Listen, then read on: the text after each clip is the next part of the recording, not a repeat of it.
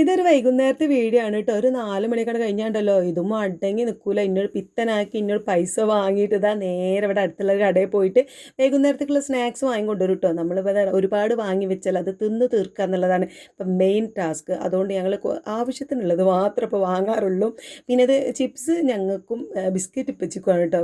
മൂപ്പർക്ക് ഈ ഒരു ചിപ്സിനോട് വലിയ താല്പര്യമില്ല. എനിക്കും ഇതുമൂനാണെങ്കിൽ ഇത് ഭയങ്കര ഇഷ്ടമുള്ള സംഭവമാണ് കേട്ടോ. അതുകൊണ്ട് ഞങ്ങൾ എപ്പോഴേ തിന്നൽ തുടങ്ങിയിട്ടുണ്ട്. ഈ പാർലേജി ബിസ്ക്കറ്റ് കാണുമ്പോൾ നമുക്കൊരു നൊസ്റ്റാണല്ലേ. പണ്ടൊക്കെ കുറേ ചെറുപ്പത്തിലൊക്കെ ഇപ്പം എപ്പോഴും കൊണ്ടുവരുന്നൊരു ബിസ്ക്കറ്റ് ആയിരുന്നു കേട്ടോ, പാർലേജി അല്ലെങ്കിൽ ടൈഗർ ബിസ്ക്കറ്റ്. അത് ചായയിൽ കുത്തി തിന്നാ പറയുന്നത് എല്ലാവർക്കും ഇഷ്ടമുള്ളൊരു കാര്യമായിരുന്നു. പക്ഷെ അന്നേ എനിക്ക് ഇഷ്ടം ചിപ്സ് ആയിരുന്നു കേട്ടോ. എന്നുവെച്ചും എൻ്റെ അനിയനായിരുന്നു, ഓന് ബിസ്ക്കറ്റ് ഭയങ്കര ഇഷ്ടം. ഏതായാലും ഞാൻ വേഗം ചായ ഒക്കെ ഉണ്ടാക്കി. മൂന്നാക്കും 3 മധുരം ആയതുകൊണ്ടാണ് ഞാൻ ക്ലാസ്സിൽ പാർന്നതിൻ്റെ ശേഷം പഞ്ചസാര ഇടുന്നത് കേട്ടോ. ഞാൻ മധുരം ഇട്ടിട്ടില്ല, അധികം മധുരം ഇടാതെ തന്നെയാണ് ഞാൻ ചായ കുടിക്കാറുള്ളത്. മൂപ്പർക്കുള്ളത് കൊണ്ടേ കൊടുത്ത് ഞങ്ങൾ രണ്ടാളും അവിടെ ഫുഡ് കഴിക്കണ മേശമ്മൽ ഇരുന്നേ.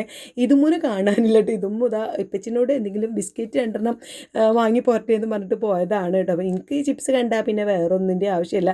ഇപ്പോൾ നമ്മൾ വീഡിയോൻ്റെ ഇടയിൽ കുറേ കമൻറ്റ് വരാറുണ്ട്, പിന്നെ വെയിറ്റ് ലോസ് ചലഞ്ച് തുടങ്ങാനായില്ലേ എന്നൊക്കെ ചോദിച്ചിട്ട്. അപ്പോൾ ഞാൻ തുടങ്ങാത്തതിൻ്റെ മെയിൻ കാരണം ഇതാട്ടോ, ഇനി സ്കൂൾ പൂട്ടാതെയല്ല തുറക്കാതെ ഒരു നിവൃത്തിയില്ല.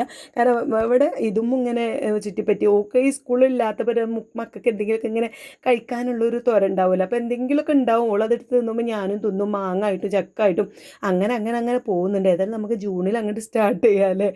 ഞങ്ങൾ ചായ കൂടിയും പരിപാടിയൊക്കെ കഴിഞ്ഞ് പിന്നെ ഞാൻ എൻ്റെ പരിപാടിക്ക് അങ്ങോട്ട് നിന്നു കേട്ടോ. ഒക്കെ തുണികളൊക്കെ നന്നായിട്ട് ഉണങ്ങിയിട്ടുണ്ട്. ഇന്നിപ്പോൾ വൈകുന്നേരത്തെ മഴ ഇല്ലാത്തതുകൊണ്ട് കാരണം ഒക്കെ നല്ല രീതിയിൽ ഉണങ്ങി ചൂടായി ഇങ്ങനെ നിൽക്കുന്നുണ്ട് കേട്ടോ. ജീൻസുകൾ മാത്രമേ ഉണങ്ങാത്തുള്ളൂ. അപ്പോൾ അതവിടെ വെച്ചിട്ട് ബാക്കിയുള്ളതൊക്കെ അങ്ങോട്ട് എടുത്തു പോകുന്നു. ഇനി കയ്യാൽ എന്നെ അങ്ങോട്ട് മടക്കി വെക്കാമെന്ന് വിചാരിച്ചു. ചിലപ്പോൾ അവിടെ അവിടെ അങ്ങനെ കിടക്കും.